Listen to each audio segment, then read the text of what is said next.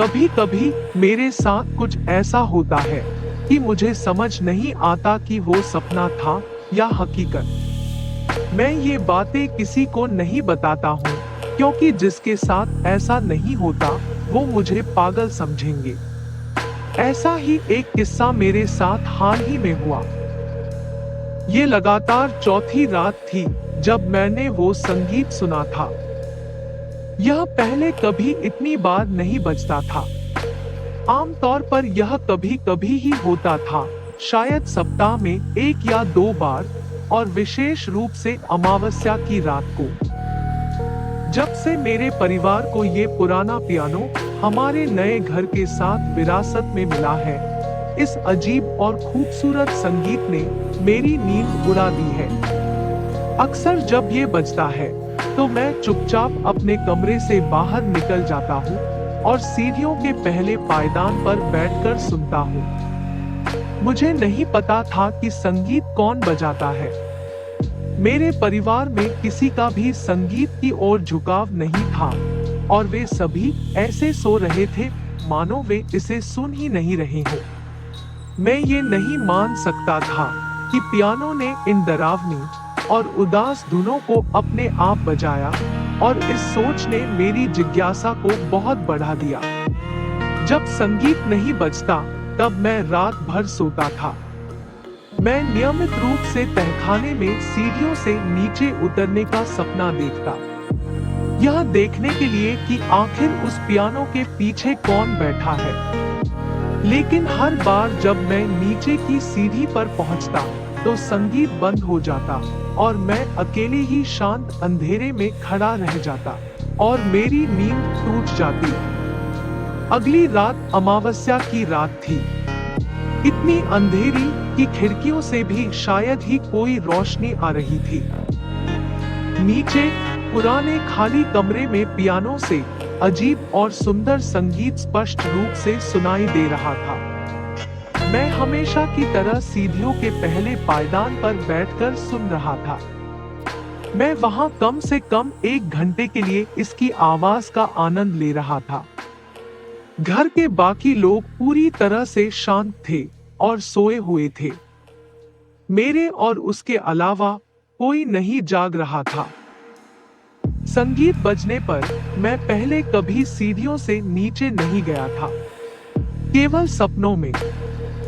हालांकि इस रात जिज्ञासा के चलते मैंने सीढ़ियों से नीचे जाना शुरू कर दिया।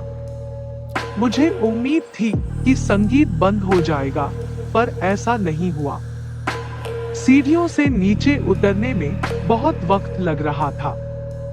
जैसे जैसे मैं उतरता गया, अंधेरा गहराता गया और संगीत तेज होता गया। मैं लगभग नीचे पहुंच गया था और संगीत चल रहा था।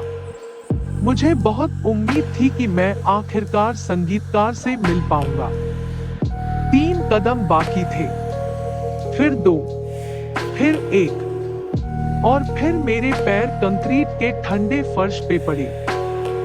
जैसे मेरे सपनों में होता था, संगीत अचानक बंद हो गया। बस इस बार मैं नींद से नहीं उठा, यानी ये सच था।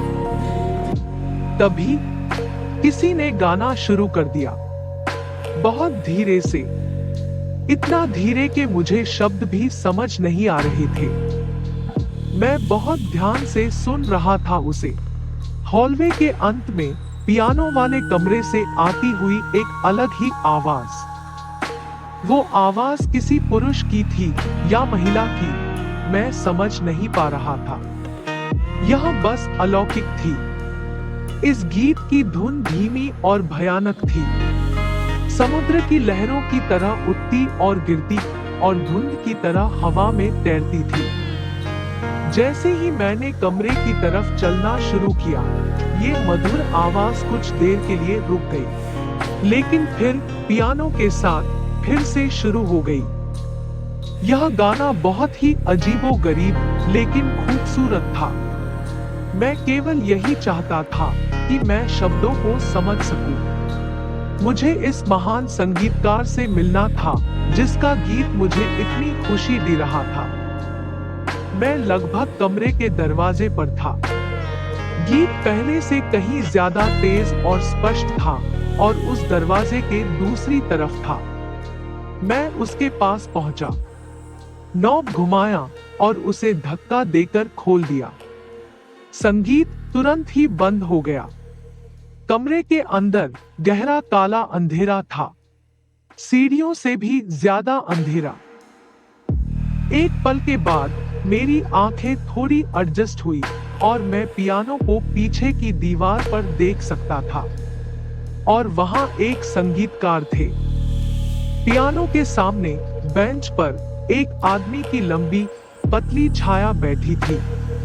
मैं यह नहीं देख सकता था कि उसकी आंखें हैं या नहीं, लेकिन मैं महसूस कर सकता था कि वो मुझे ही देख रहा था। मैं एक पल के लिए वहीं खड़ा रहा और अचानक महसूस किया कि मैं गाने में दखल दे रहा हूँ। मैंने दरवाजा बंद किया और पीछे हटने लगा।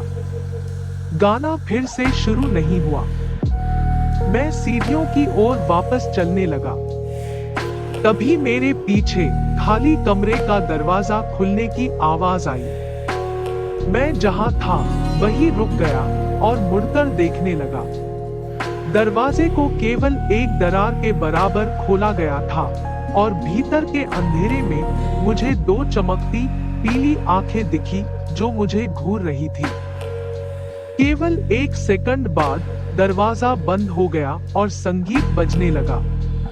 मैं एक बार फिर सीढ़ियों पे बैठ गया और पहली बार उस भव्य संगीत का अंत सुना। फिर सब कुछ शांत हो गया। अकेले गहरे अंधेरे में मैं शांति से उठा और सोने के लिए बिस्तर पे चला गया। उस रात मैंने सपने भी नहीं देखे। ये धुन अब उस दिन से बजना बंद हो गई है। शायद मैं उस खूबसूरत गीत को फिर कभी नहीं सुन पाऊंगा। हालांकि अगर मैं इसे कभी भूल गया तो मुझे बहुत बुरा लगेगा।